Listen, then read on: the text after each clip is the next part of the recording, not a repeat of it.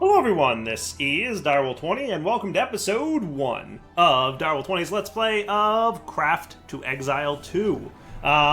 Those of you who are looking for a different style of mod pack for Dire to play, this one's going to be different. I sense that this one's going to be just a little bit different. This mod pack is heavily focused on exploration, loot, combat, and adventure. It has a little bit of crafting, but it's like optional.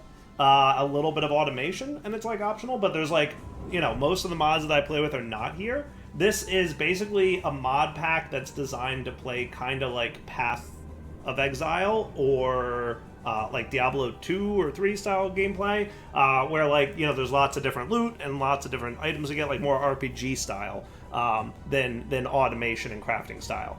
So, like I said, those of you who have said, Dire, you play the same mods all the time, this playthrough is for you. I'm very curious to see how this does for you guys watching. Like, do you guys, like, will this do well on my channel or not? Because, like, a lot of people would say we want to see you do different things, but I don't know if that's going to actually, like, play out well. So we're going to try it for a little bit and see how it does. I don't know a lot about the pack. I played around a little bit in a test world just to kind of get a feel for like what it looks like, and it's definitely fun and definitely very different than the Minecraft that I usually play. So we're gonna go through it and we're gonna play the storyline and we're gonna see how it works out, and hopefully you guys enjoy it. So without any further ado, let's get into Craft to Exile 2. We're going to go ahead and create a new world here. You can see I have a test world that I've got set up, but we're going to create a new one. We'll just call it, you know, Let's Play World or something like that, like I usually do. And then we'll get into the world and talk about what it's like. Because like I said, it's very different than usual. So difficulty normal sounds good. Game mode survival sounds good. I'm going to keep it on normal difficulty because, like, this isn't like your normal Minecraft, right? Like, there's a whole lot of different complexity to it, so I don't know how changing it to, like, a harder difficulty might play out. So let's create our world and see what happens. Pretty cool. Pretty excited for this. Yeah, I don't even know how to, like, describe how different everything is. It's, like I said, heavily focused on adventure. So there's combat, there's dungeons, there's, like, a whole class-based system. There's a whole talent tree that, if you've ever seen, like Path of Exile's talent tree, it's like on par with that. Like, it's ridiculous how big it is. I'll show you guys in just a minute here. And then there's like tons of loot with which looks kind of like a Path of Exile / Diablo style looter style gameplay. It has like lots of like random stats on the drops, and then you can like, you know, break them down into like gems that you can use to like craft. I don't even know. Like, I just started poking around with it a little bit, and I'm like, yeah, this feels pretty different. Like, I'm up for something completely different in Minecraft right now. Like, I totally get the point of view that, like, some of my later plays, like, modded Minecraft, there's, like, a lot of similarness going on. So, I like the idea of trying something just completely out of the norm for me, right? So, let's let the world finish loading up, and then we'll get into it. All right, so World Gen finished. I'll just kind of walk you through the UI a little bit here. So let's see. You wake up in an unfamiliar place. That's cool. I'm not going to unpause it just yet, right? Up on the top left here is your health. I want to say this is your mana. I want to say this is your energy for doing like activities. So there's some different classes. We'll talk about that in a bit. And then your experience, right? So let's go in here. So hello. That looks cool. All right. Hello, village. Looking good. So it looks like we start in some kind of like starter village. We are deep in the forest, so that's neat. I did not do anything with the seed, so I don't even know what the seed is. Yeah. I know there's some like chests and stuff here. Hello. And you actually get experience for opening like in-world chests like this, I believe. So before we get into it, let's take a look at the quest book, which you can also just access from here, so you don't actually have to hold on to this quest book too much.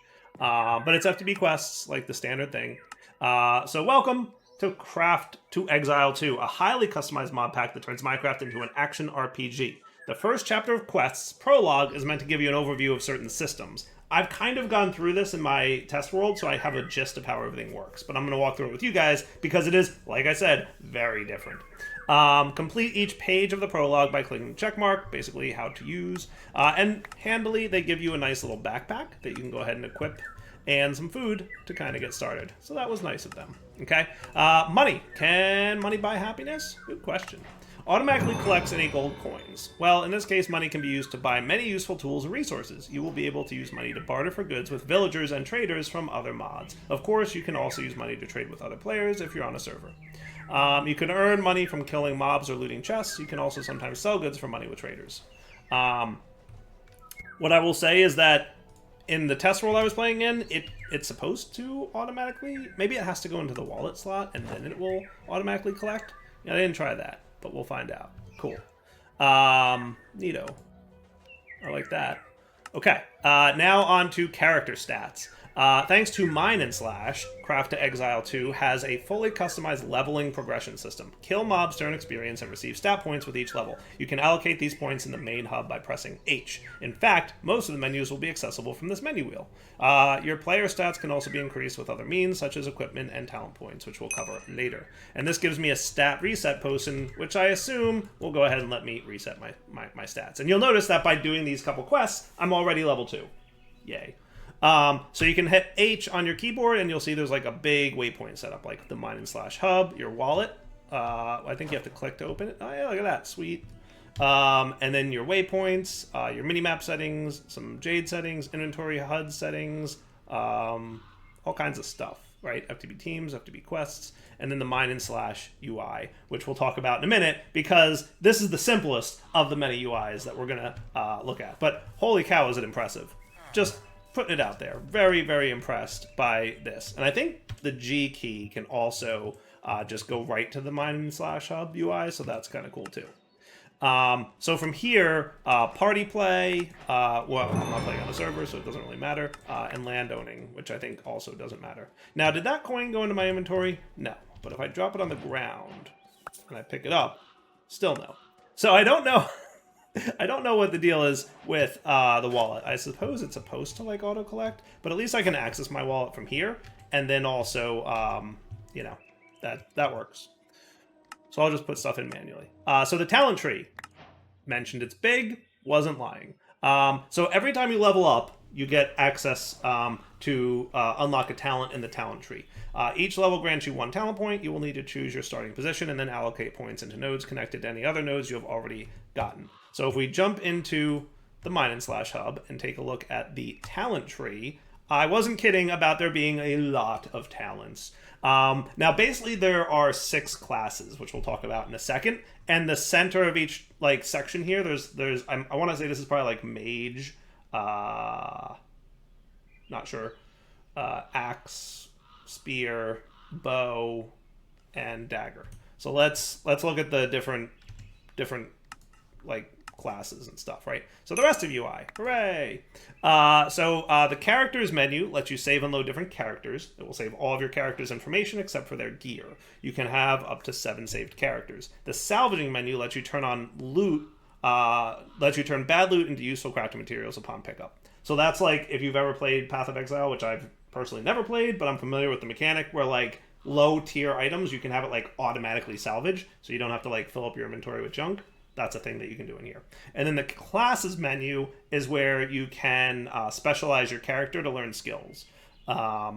So you can specialize in 2 different classes. And then there's a jewels menu that allow you to allocate points, any points into jewel sockets in the talent tree. Equipping jewels can improve your character stats. And then, yeah, so let's take a look at getting my first weapon. So I want to go with a mage style character because Dyer likes mages. So when you complete this, you can choose what kind of weapon you want. I'm going to go with a staff because that's like the mage style weapon. And that looks pretty cool. Now this thing I didn't quite understand. In CT2 you will craft and find many pieces of equipment. These pieces of equipment will not provide any stats unless you apply gear stat souls to them, essentially imbuing them with Mine and Slash stats. Gear stat souls can be used on any piece of equipment that shares the same name. For example, the Aquaculture and Farmer's Delight knives have the dagger type. By clicking on the item with a gear stat soul of dagger type, you can apply Mine and Slash stats to the knives. Want to learn more about how to craft gear? Visit that thing. So, boom, boom.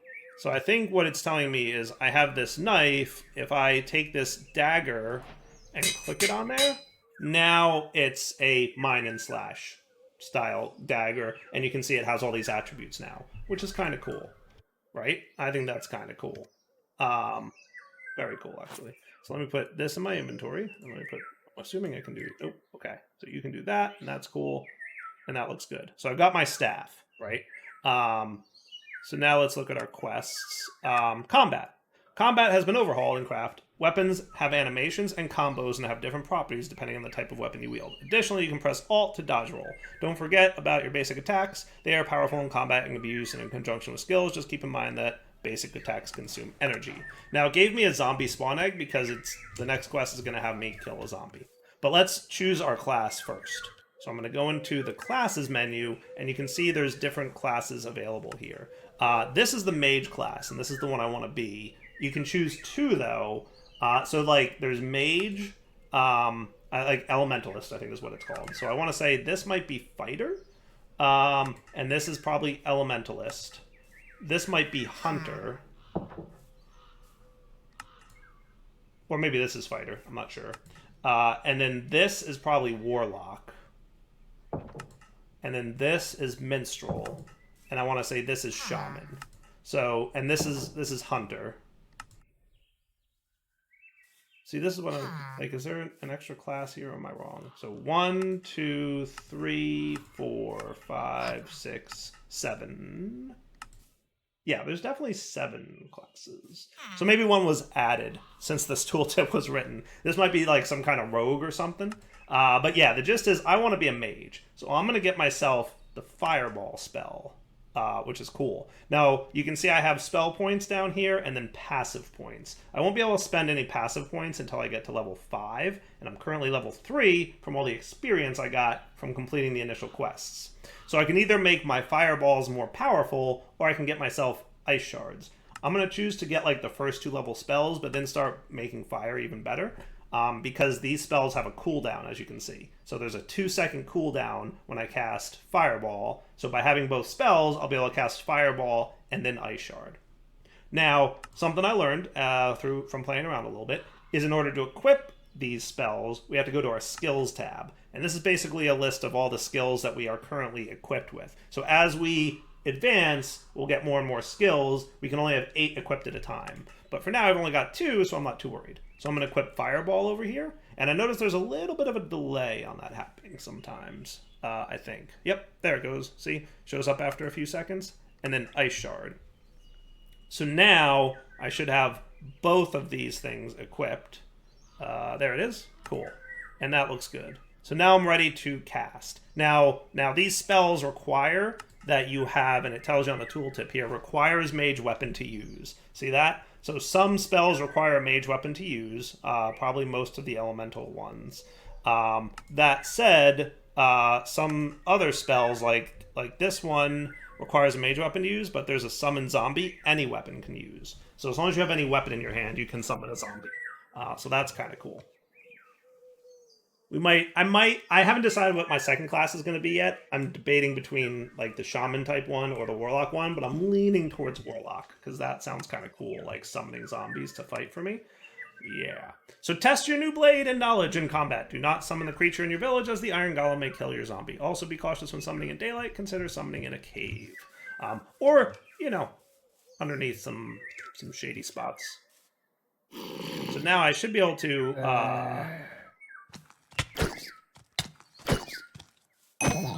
There we go. Hooray! I did the thing. Now that time, I think he dropped money, didn't he? And did I get the money from that? Oh, I did. Oh, cool. Sweet. So that money went right into my thing. So that's cool. Now, why can't I cast my spell yet? Weapon requirement not met. Oh, intelligence minimum 3. So I need to have 3 intelligence to use this. That's okay. I think I can do that. See here? Intelligence? I think because I'm a level, I can like boost it up. I don't know where it's telling me how much intelligence I have, or how many stat points I have yet. But I basically want to mostly do intelligence anyway. So now if we look here, we can see intelligence minimum 3 is met, so I can use my spells. So that's Fireball, and that's Ice. Cool, right? Now I might want to sleep through this night. Wow, that was quick. I like it. And a respawn point set. Nice. Okay. Quests some more? Sure. Don't mind if I do.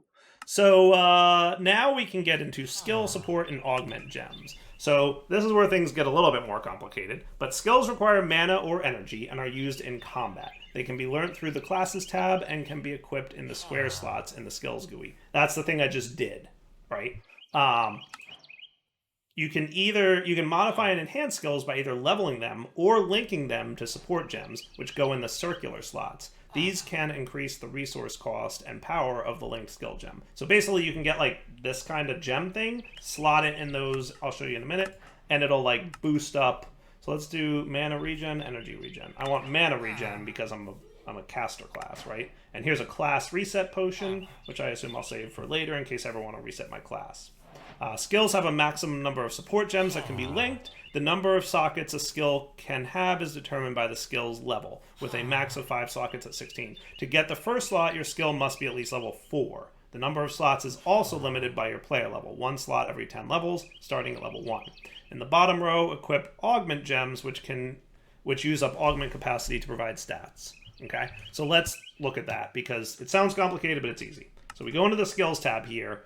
This augment gem would be allowed here if Fireball was level 4, but it's not, so you'll notice it kicked it out, and it tells me down here you can't equip that many support gems. You can increase the number of slots by leveling the skill. So once I get that skill in my class dude upgraded, can I upgrade this skill yet? I can, cool. But once he hits level 4, I'll be able to do the thing, okay? In addition, don't forget that we have this ridiculous talent tree. So I'm going to zoom in here because the staff gives you 9 intelligence, 5 strength, and dex. You can only have 1 perk of this type. So I'm going to go with this one because I feel like staff equals mage. Boom. And you'll notice it kind of like grayed out all the other ones, and now this tree is unlocked. And now I can like either boost my intelligence, or boost my magic skill damage, or boost my magic shield, which I'll talk about in a minute, which are super cool. And you can like follow this whole skill tree. So what I think I'm going to do is work towards up here. I like this because here gives you like a nice boost of damage. So I'm going to start down this path. And you can see at the top I've got 4 skill points and 5 respecs available. And there's a little help tutorial thingy up here. So I'm just going to like boop, boop, boop. And then I'm going to get 10% magic skill damage. Cool. So like each one of these were 3, but this gives me like a boost of intelligence, which increases a bunch of stuff anyway. And then I got like a big burst of magic skill damage, which is cool. And then I can go up here and get some more skill damage. Told you it was different. I wasn't lying. I wasn't lying. Okay. So yeah, there's like a whole bunch of other stats here. Maximum number of summons I can have, healing effects, armor, elemental damage, weapon damage, health. Let's go through the quest line because there's even more to get. Suit up.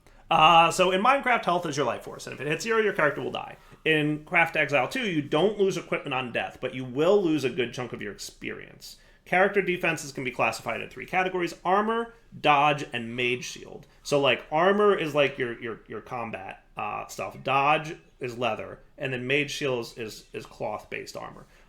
Armor reduces the damage taken, dodge gives you a chance to completely negate any attack, and magic shield acts as an additional health buffer that regenerates slowly. You can improve these stats mainly through gear, stat points, and the talent tree. There are other ways to mitigate damage, such as elemental resistance, spell damage, and damage reduction. You can find these stats and gears in the talent tree and on jewels. Yada yada yada. So what I'm going to do is, because I'm a mage, I'm going to go with the cloth gear. So all cloth. And then a skeleton spawn egg because it wants me to learn this. So now when I equip my cloth, you'll see magic shield 6, and it gives me some extra health and some more, and it requires intelligence, right? So notice my health stats at the top: 130 health, 80 mana, 80 energy. I don't really care about energy too much, though I assume that when like there's stuff that'll maybe use energy. I don't know.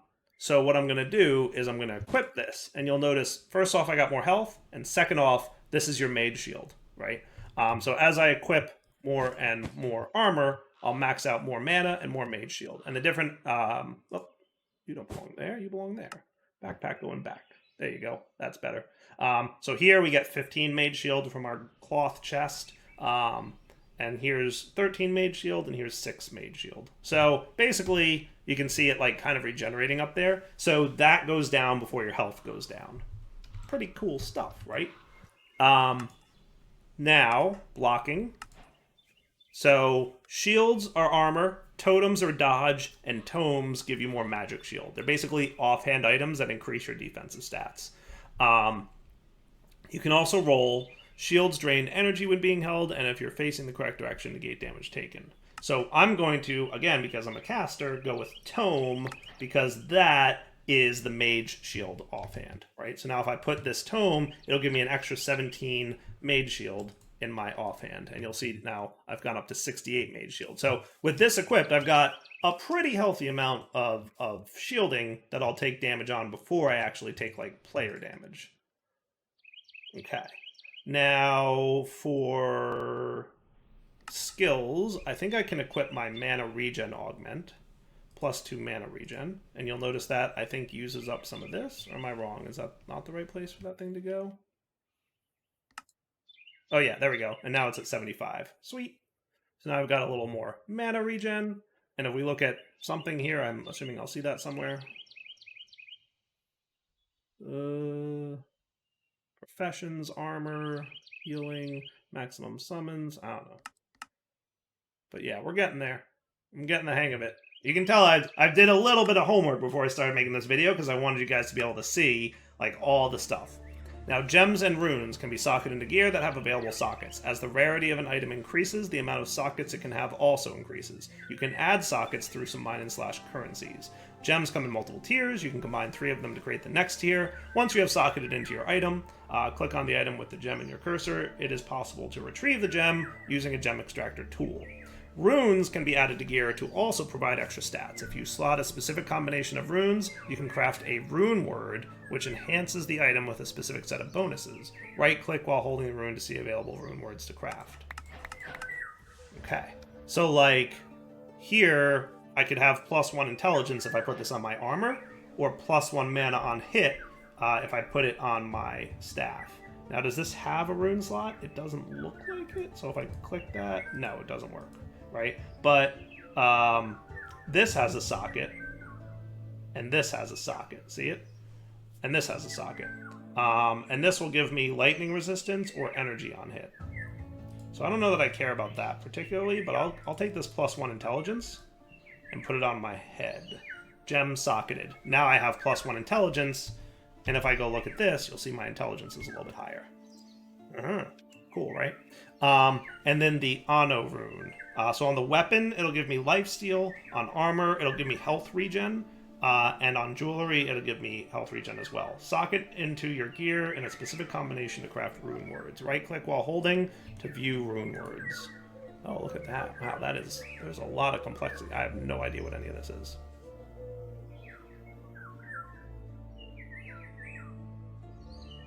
Thinking for now, I'm just gonna like not worry about it just yet. I'm gonna go put it here.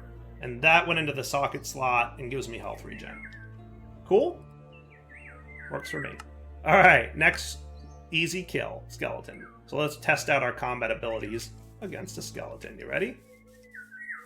So again, pop this dude here. There's my fire ability. And there's my ice ability. Cool, right? I'm liking it already. I'm a mage, if you want.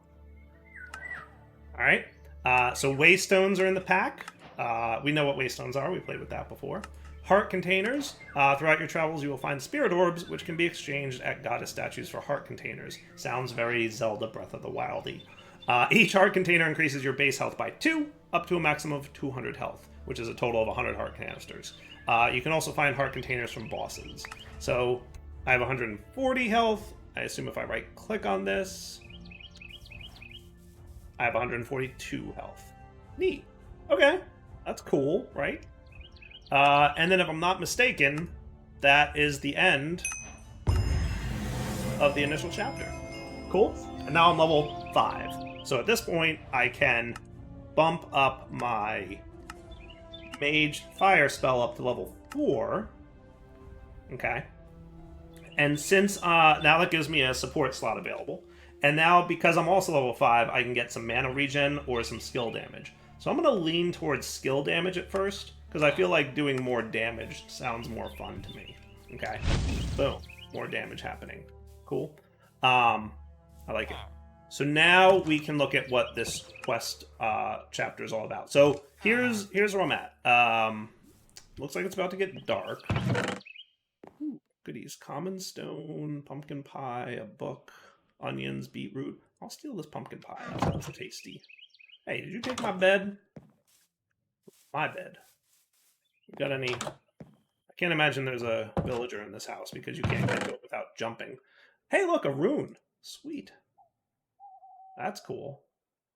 That's all about dodge and energy, so I don't know that I need that one so much, right? Spiritual produce. Mine and slash profession material. That's cool. I'll hang on to some of these things. Common invigoration potion restores 11%. Let's sleep through the night. Goodness, that is a fast sleep through the night. I am once again surprised at how quickly I slept through the night.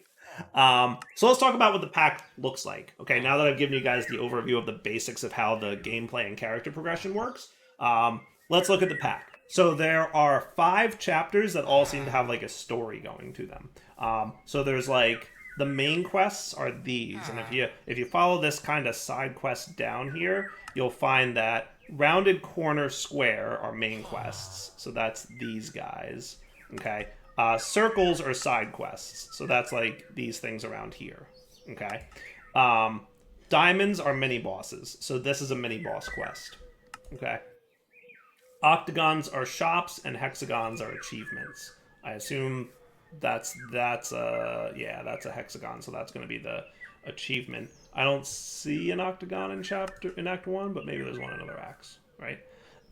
So you like progress through, and you'll see that each act has like levels associated with it. So level 1 to 15, level 10 to 30, etc. Up to like, towards the end game. So it looks to me like we'll be popping into the nether once we get to around level 10 to 30-ish, right? There's some rewards that you get for completing things, and then here's the shop where you can like buy stuff, remember, for money. There's professions that you can get into, which seem cool, right? So there's like farming and mining and husbandry and all this stuff that I guess gets you rewards, but I haven't dug too deep into what that looks like yet. Storage solutions. So believe it or not, it looks like you get access to refined storage pretty easily and pretty early, and sophisticated backpacks as well.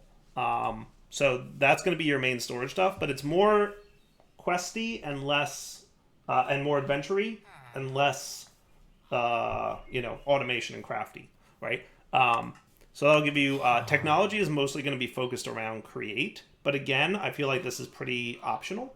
But there's also some nature's aura, so that's cool. I like that mod. So I'll be interested to see how those two play out. Homestead, mine colonies. Oh, cool. So mine colonies isn't the pack. So we could set up like a mine colony and have that going on. Again, I feel like these are all optional. And then culinary insights is like foodstuffs. Logbook for exploration. So there's a bunch of different types of dungeons. There's like dozens and dozens of different types of dungeons you can find. Fishing is an option. There's other hobbies you can do.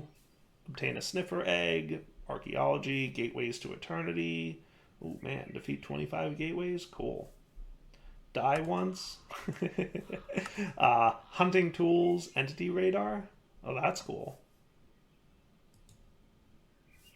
Doggy talents?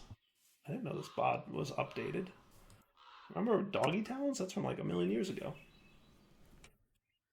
Like legit a million years ago. So minimap settings, entity radar settings.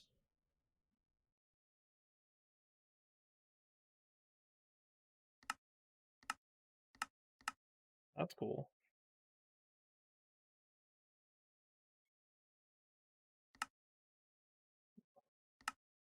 Tons of stuff.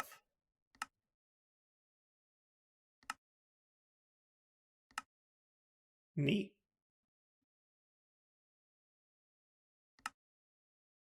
I kind of wanted to see if there was like a...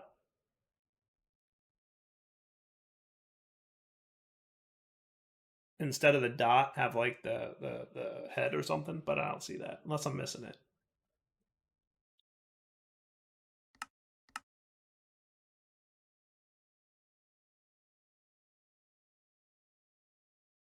Neat. Okay, so our first quest, which I think we'll get into next episode, is going to have us the main quest, right? So that's chapter 1, act 1, and then we can do some of our side stuff as we progress. That's kind of the plan that I have, but I don't know, right? Again, I think a lot of this is optional. It's really about the adventure and going through the quests and leveling up, which we'll definitely be doing as we go. So I think what I'm going to do now, so again, if I drop that in the world, now I picked it up, and I guess it went right into my backpack, or into my coin purse, which is cool, right? 2 gold, 7 copper. Neat. I like it. I like it, I like it, I like it. So we can explore this village a little bit, see if there's any good loots that I want to snag. Feel like this is something important. Repairs 50 durability. So, I mean, yeah, right? Ooh, and a rare stone. That sounds cool, right? Pumpkin pie, sure. Some carrots. I always feel like snagging some food is a good kind of first step. What are you? Common Potu. Okay. Nothing happens if I right click him, and he's not attacking me, so I ain't gonna start nothing. You know. I'm not gonna go attacking mobs. That seems rude, right? Cool. So how about we wrap up the episode here? Do me a favor, let me know in the comments what you think of the series. Like, very different, but hopefully that a nice, refreshing change of pace, right? Definitely some cool stuff to check out. But for now, Adults, when I sign off, hope you guys enjoyed the episode. We'll come back, pretty soon and see what there is to see in this pack. All right, for now, take it easy.